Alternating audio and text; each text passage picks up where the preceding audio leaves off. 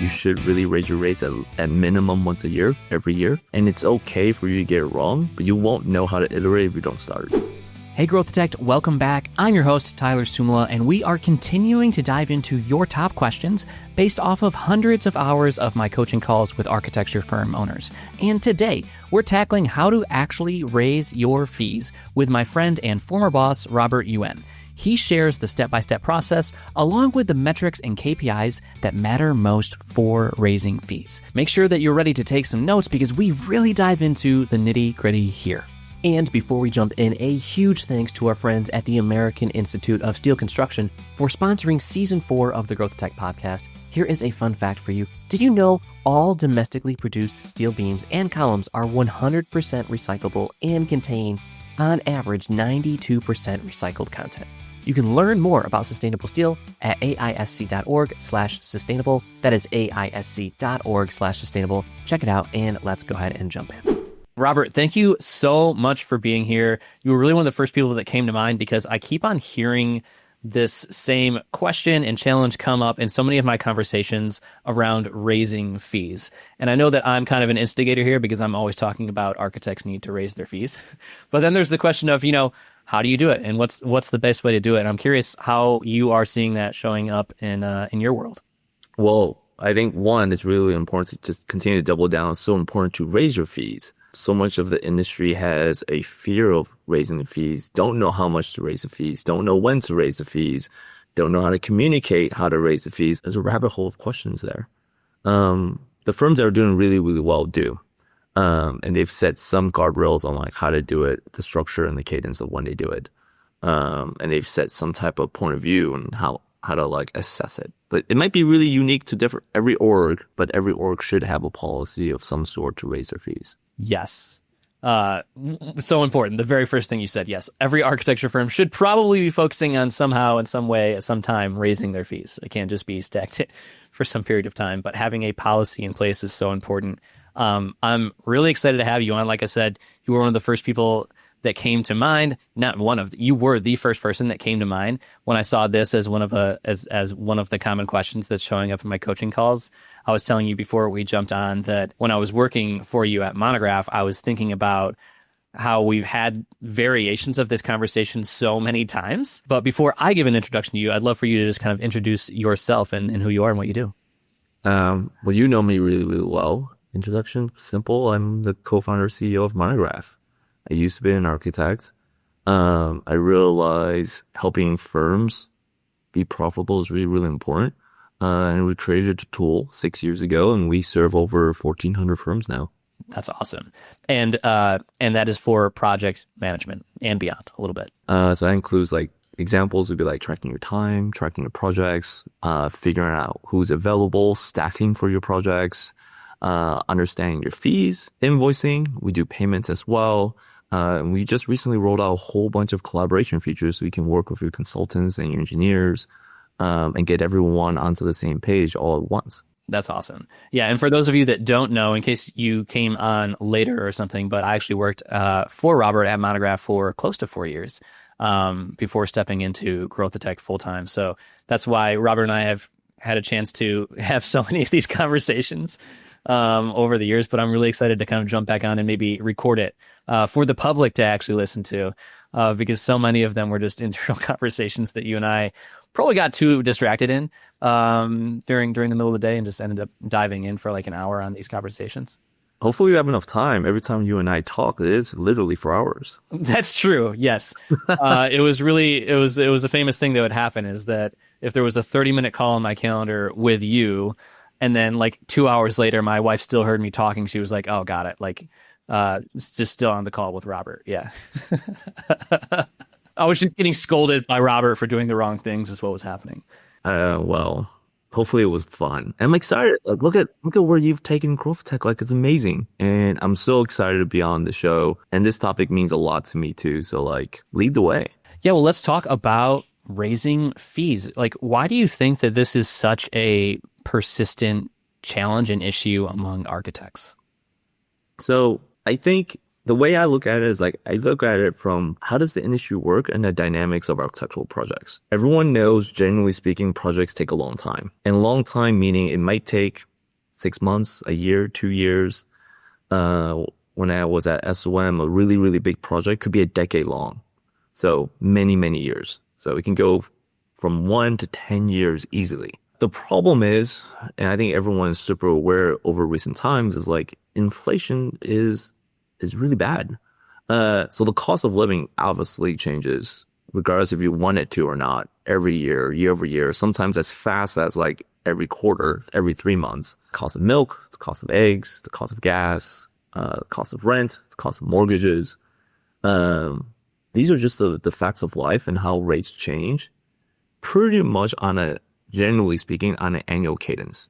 Historically, architects don't think of their fees that way. And I think we are now then in a problem where like fees are locked in, projects are long, multi-year, and you haven't accounted for that the value of that contract now is not the same as it was when it first started. So the principle of raising your fees is really, really important because it's just you measuring up to just status quo of when the project started. $1,000 fee today it's going to be very different than $1,000 fee tomorrow, versus like a year ago. When you say it, Robert, it sounds so reasonable.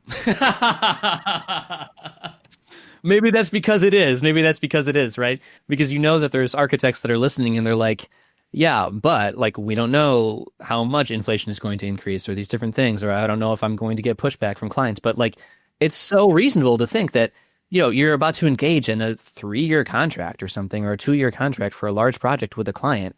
Of course, they're running a business too. They have a life too. They see the price of things going up. Like, write it into the contract. Which is why policies matter, right? So I don't think there's like a wrong or right way to do it. I think I'll take that back. I do think there is a wrong way to do it, which is to not do it at all. Yeah, that's right. But like, I think as soon as you start to do it, you'll iterate and you'll find what works, and what works for one firm might not work for another. But directionally, you should always like assume that the cost of your labor and the cost of your services will increase year over year. You just have to determine what your own internal policy might look like. And that's going to look different based on geography, based on typology of work, based on the value of that work, and you should account accordingly. Other than not doing it at all and not having a policy in place, what do you think, what have you seen kind of be the most common mistakes that tend to come up when architects go through this process of kind of thinking about or actually, you know, doing it, actually raising their fees? So if you do it, some of the common pitfalls would be not being specific enough. Like, so just stating in a contract, our rates will go up. It's probably not good enough. You probably do need to set a date and time, either peg it to a fiscal year, peg it to a phase duration if you want.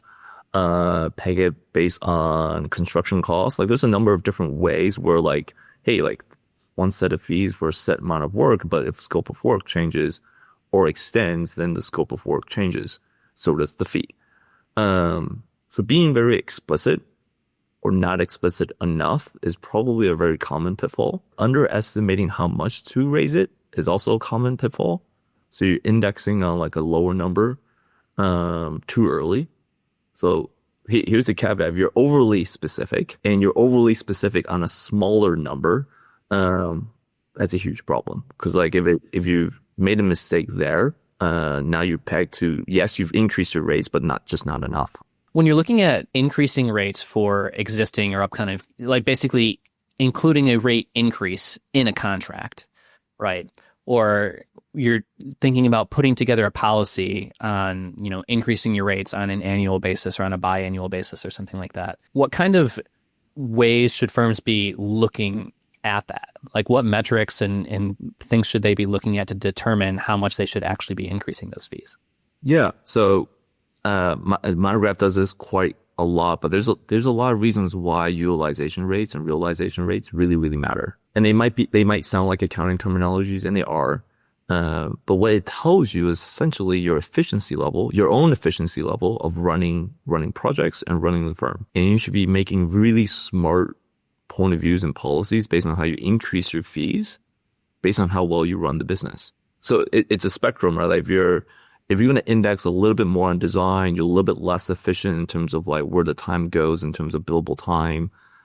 You might want to account for the increase of your fees a little bit larger to account for that year over year. And that's okay, because that's just based on like how the firm practices and runs. If your team is very lean, very efficient, you might want to take a slightly different approach in terms of raising fees, because like your economics for every project and for the business is actually really, really good.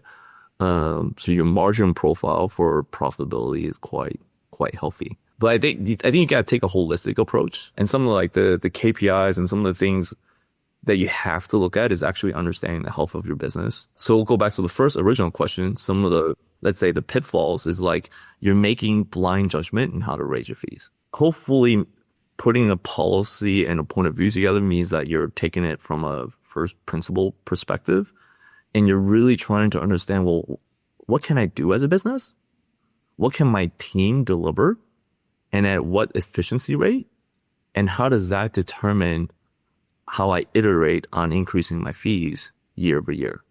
So it's all interconnected.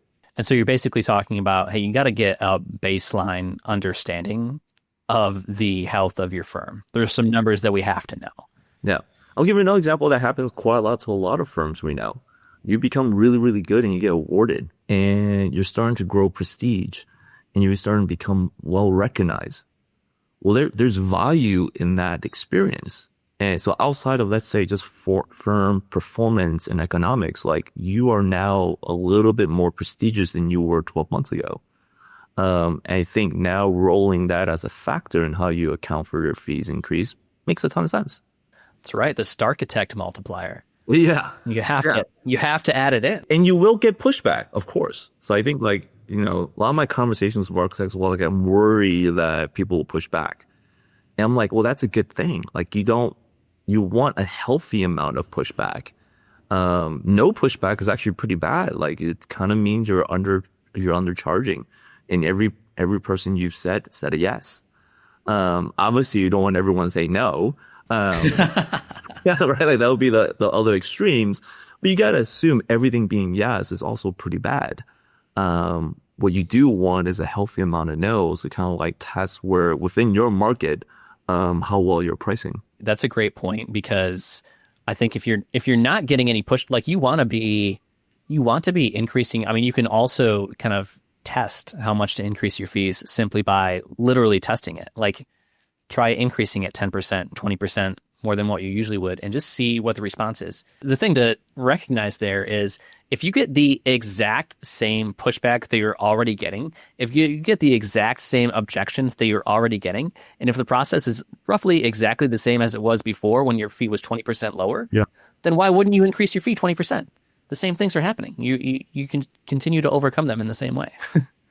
I think a lot of architects don't do this enough. And I know it's a touchy topic, but like if a project goes really, really well and you're done and you've developed a really close, a forever friendship with the new client, and you might look at the client not as a client anymore, but as a really close friend, you should ask. Say, hey, project's over. This is amazing. If I were to increase my fees, one, do you think I should? Knowing that you know you should, but like the question is how much, and would that be reasonable? And get real feedback from a client that just went through a process with you, who've enjoyed the entire process with an incredible outcome. They might give you a very firsthand client perspective, like, hey, I would have paid more for X, Y, and Z. And these are the areas you did really, really well in. And guess what? These are the areas you didn't do so well in. Getting that feedback is something that, Tyler, as you and I know, like in tech, we do all the time when we talk to our customers. But I really don't think architects do that enough with their clients. That is 1000% true. I remember it in the 2022 AIA report. I don't think I checked the most recent one to see, but it was something like only 5%, I think. 5% or 20. It was a small amount. It was a small percentage of firms that are actually sending like client surveys or taking client survey data, which is insane, right? To your point, because there's so much data that you can get out of that to learn what your clients value the most, right? Because you want to over-index on those things, right? You want to prioritize that in the way that you're even communicating your value and in the way that you're positioning yourself in the market so that you're positioning yourself in the best way and towards the value that your clients actually care about. I would love to like go deeper and probably in a different podcast, but like the perception of value, which I think every architect has had long nights and long conversations around. Like I know my value and my worth, and I want to be charged that. What I would love to have a conversation around is, did you ask your clients what your value is? What's their perspective of your value? As an industry, we talk about our own value all the time, but it's really important to understand the perception of value, and it might be very different. Your clients might value your work very differently than how you value your own. And I think you need to understand that to better market yourself, to better price your value. Because at the end of the day, that communication back to the market is what we really trying to optimize for. And it has an influence to how you and your perceived value and your own value aligned. And I think something that's easy to miss in that process that you don't realize until you start doing it is that your value and what's most valuable to your client actually changes throughout the client journey, right? So what they tell you is most valuable to them right before they sign with you or right before they sign a contract is going to be different than the value that they say is most important in the middle of that project, which is going to be different than the value that they say is most important at the end of that project. It changes throughout time. You have to ask all the time. Yeah, that's right. Because there's recency bias. That's right. Yeah. So I think if you want to know ideally how a project ends and what's going on and what went well and try to recap the entire experience, you do that at the very end. But if you're really strong in design, you should be asking like right after or in the middle of schematic design. And if you want to ask like project delivery, if you had hiccups along permitting in that phase, like you should be asking for feedback constantly. Because there's multiple factors in how you think about increasing your fees. Because like it's not just always the business economics. It's also the value that you can command at the time and what you're working on to either increase that value over time and at what stage. And there's almost nothing bad that can happen other than maybe like a knock to your ego a little bit if you start asking for more client feedback. Right. I think that's good, right? It is good. It is good to see that. You need to be knocked back a little bit, but you need to be corrected to know where there's room for improvement, because it's so easy to theorize about what you think you need to improve. But if you're making that decision blindly, like you were talking about, then you're probably moving in a circle. And you need to get feedback from your clients that you're actually delivering work to, right? If you're only doing self-assessments, it's already biased because you're giving yourself feedback. You got to do the hard thing. That's such a great point. And that's actually like, that's beyond the data too, that we would usually talk about when we're saying like, what areas of improvement do you have? And you can look at things like, hey, what's your win rate on proposals right now? Or how many proposals are you sending out? But even beyond that, to your point, the people that are choosing not to go forward with you, you should also be reaching out to them. You should ask them. Yeah. Was there something in particular that stood out that made the decision for you? Was there something about the presentation? Was there something about the proposal? Was there something personal that was going on? Was timing off? Like, speak to me. Like, it's okay. Totally comfortable with like not being the right partner. But understanding the why can help you make future decisions. All right, Growth Techs, check this out. In Boulder and Atlanta, old buildings came down, but their steel beams did not go to waste. They went straight into new projects, and that is the power of U.S.-made structural steel. So here is how it works. Instead of relying on virgin iron and blast furnaces, we actually use modern technology to melt recycled scrap in electric arc furnaces, and that produces 6 million tons of the most sustainable steel in the world every single year. And the carbon footprint keeps shrinking. It's already down 12% in the last 3 years, and as our power grid moves toward renewables, it'll keep falling. Steel is strong, it lasts for decades, and it can be reused over and over without losing quality. It is a natural fit for adaptive reuse and for sustainable design. And if you want to put it to work, then download the free sustainability toolkit from our sponsor at aisc.org/buildgreen. That is aisc.org/buildgreen. One word there at the end. Go and check it out, and we'll get back to the show. Let's say that an architect came to us right now, right? And they sat down and they said, all right, what is the best way for me to raise my fees? How should we walk them through that step by step? Well, I would recap what we just talked about, right? One, do you understand how your business is running? Do you have a very good financial understanding of the health of the business? And if you don't, we gotta level that up to an understand where you do have a well-rounded understanding of the financial health of the business. The second thing I will ask is like, have you asked your own clients? Because they will probably give you some indications of like how much you could have increased and where and why. Then the third thing we can do is like, well, you have great intuition. You've been running this business for a while. What do you think that price mark should be? Now we've listed 4 things. We should put it all on a piece of paper. And we should try to zero in on what makes sense.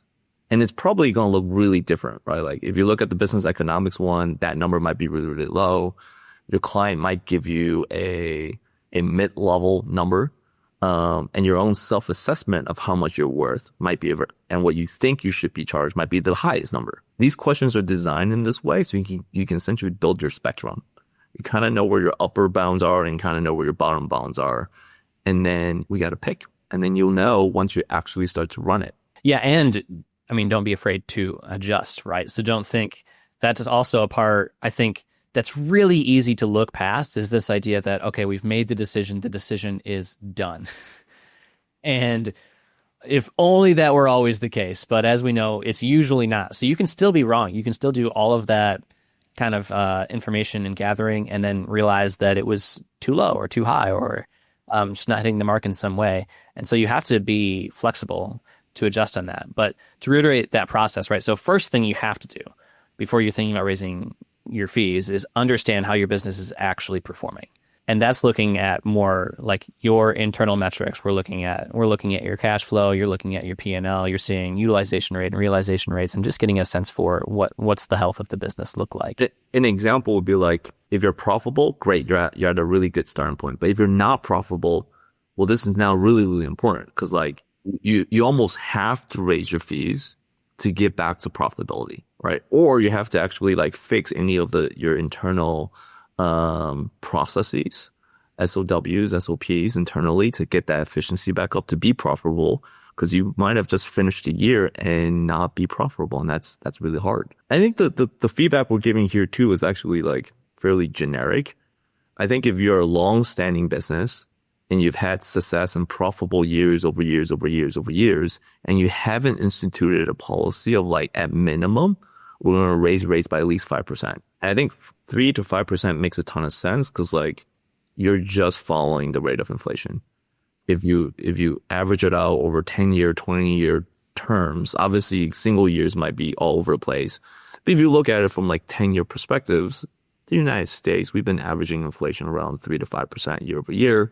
So your baseline is always to raise rates by 3 to 5% year over year. And then everything else is just accounting for that year in terms of like what might change. That's a great benchmark. Yeah. At a minimum, make sure that you're following inflation on a year by year basis.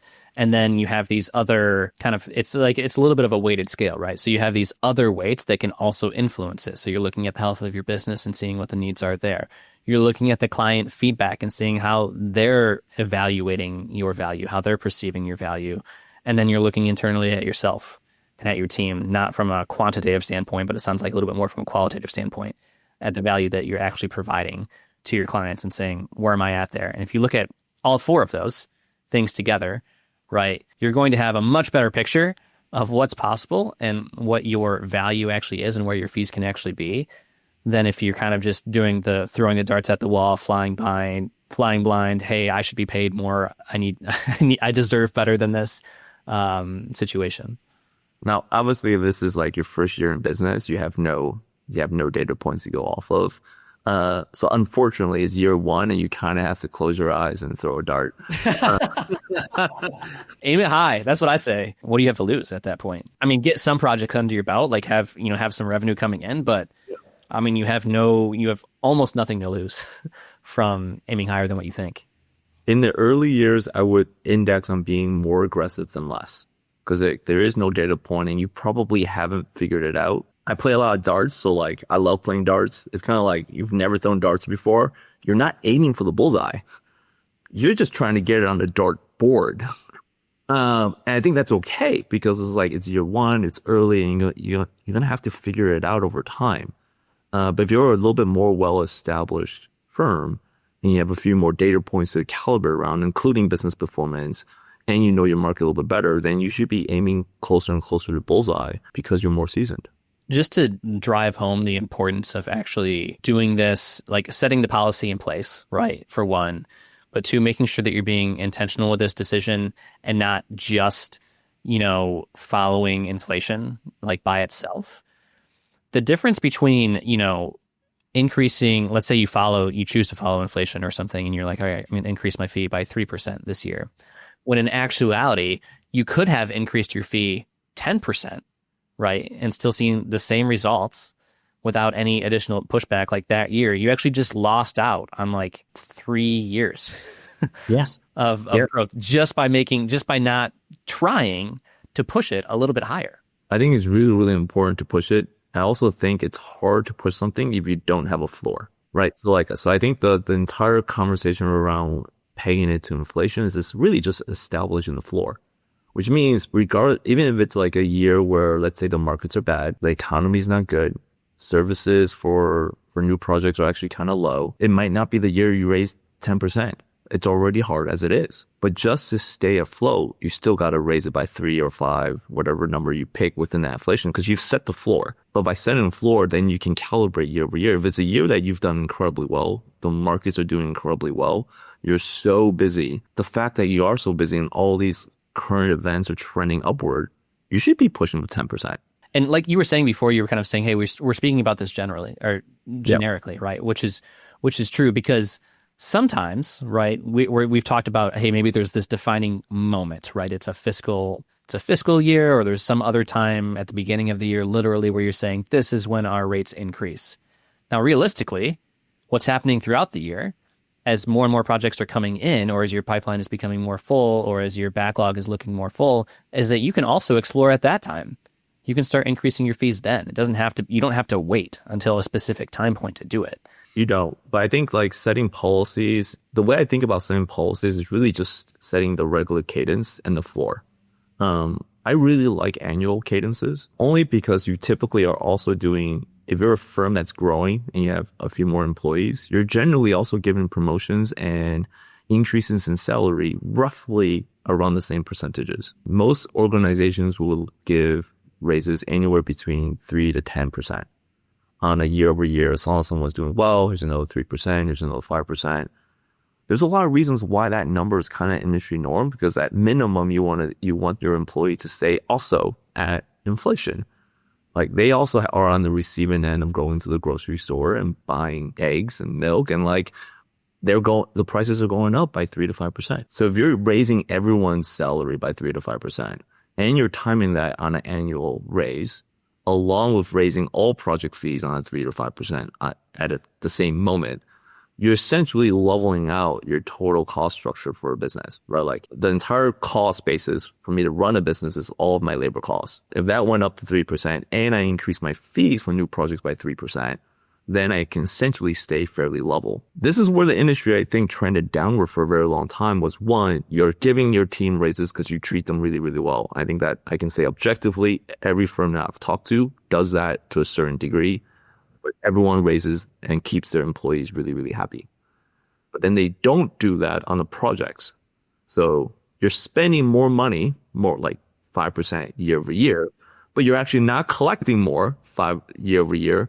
And the same money that you're collecting are also being devalued by another 5 to 10% year over year.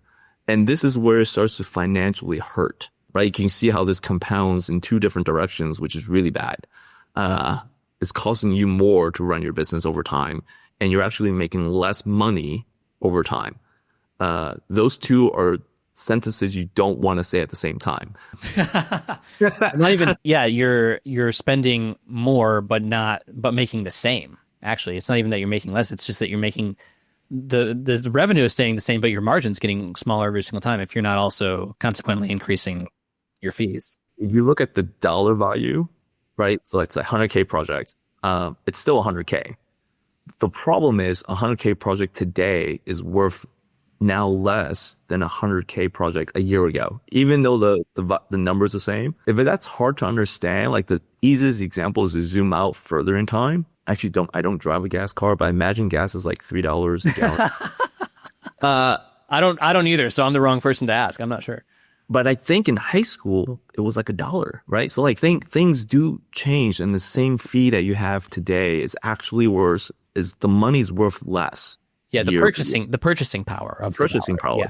Yeah. But you're also paying your entire cost, your employees more year over year. Like that, those two are inverted curves, and you want to run a business where your fees are going up, your expenses are going up.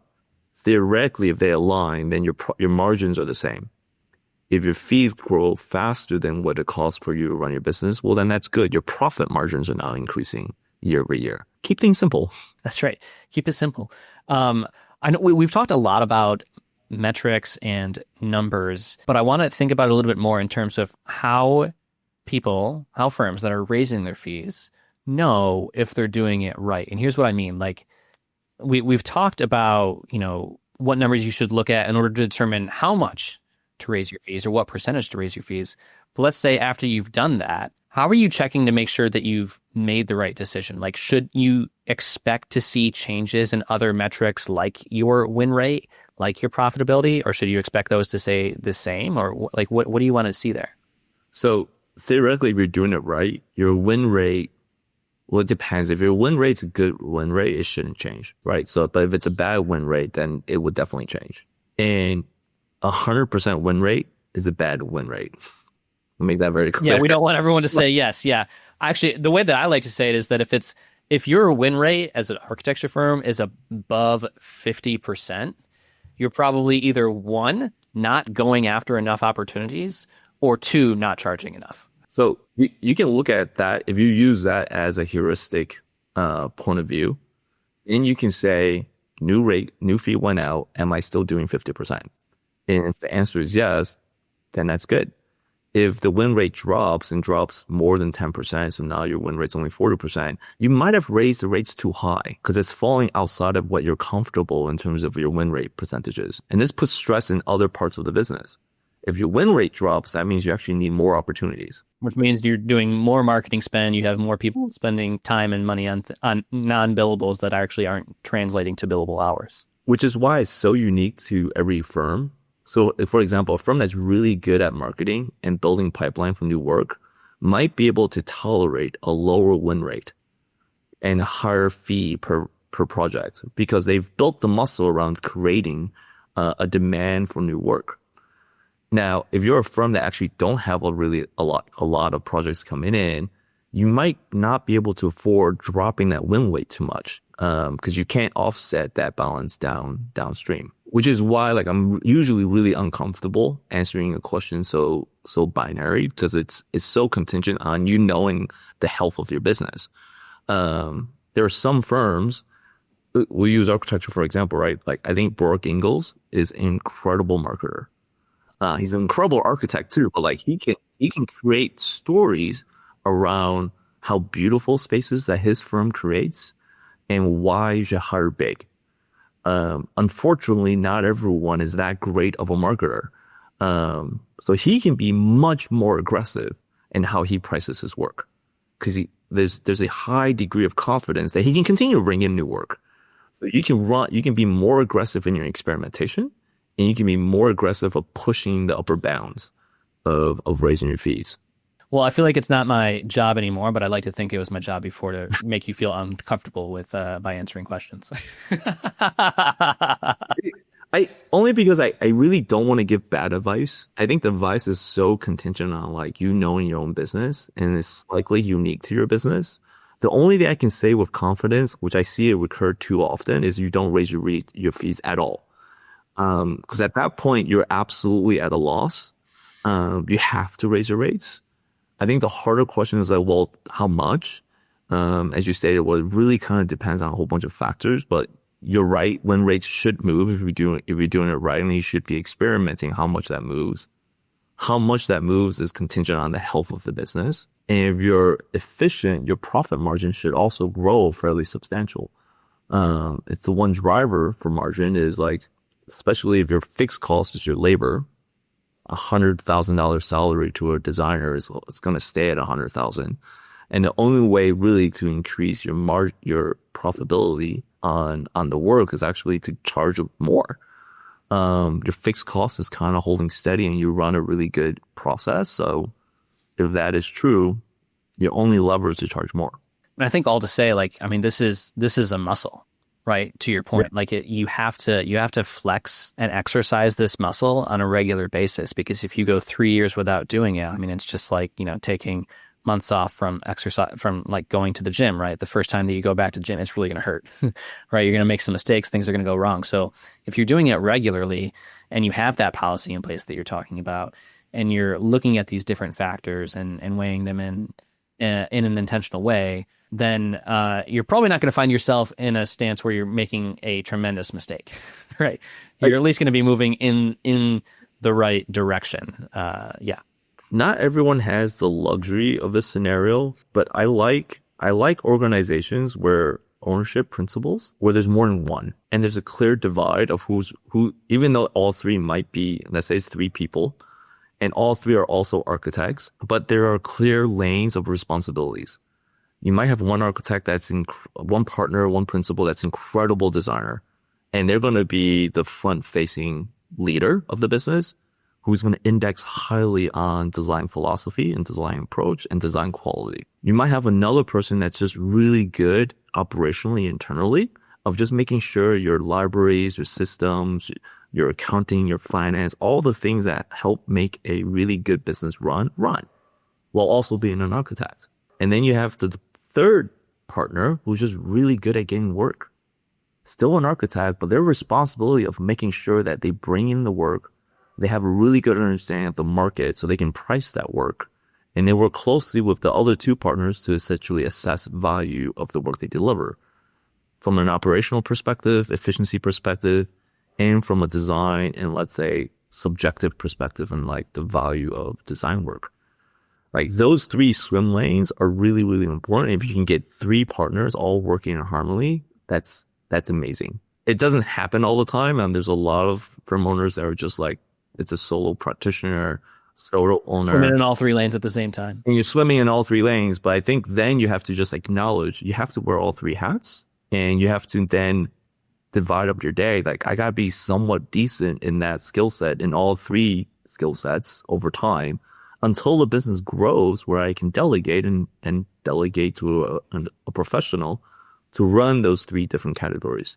Robert, I think we've given the listeners a lot to think about, a lot to evaluate. But I think what's important is that, I mean, there is a clear path. There's an intentional way to do this, and you should absolutely be doing it. I'm curious if there's anything that we should have said that we didn't. No, like generally, like my personal approach is repetition is really important. So like my takeaway that I hope the listeners take away from this is like spend some time thinking about how you're going to raise your rates, and you should really raise your rates at minimum once a year, every year. And it's okay for you to get it wrong, but you won't know how to iterate if you don't start. And Robert, where can people go to learn more about you and learn more about Monograph? Oh, you can go to monograph.com. You can reach out to me at robert@monograph.com, and you can find me on LinkedIn. I'm pretty active. That's right. Yes, you are active on LinkedIn. Dropping great knowledge on a regular basis. Robert, thank you so much for joining me on the Growth Tech podcast. Thank you, Tyler. All right, Growth Tech, that is a wrap on this episode. Thank you so much for tuning in. If you enjoy the podcast, then please take 30 seconds to share a review and tell me your favorite part so that I can keep making it better for you. And hey, if you want to work with me directly to increase your fees and start winning the biggest projects of your career, then send me an email at hello@growthatect.com with the word grow. That is it. Just email me the word grow at hello@growthatect.com and I will get you sorted out. All right, I'll see you next time, friends.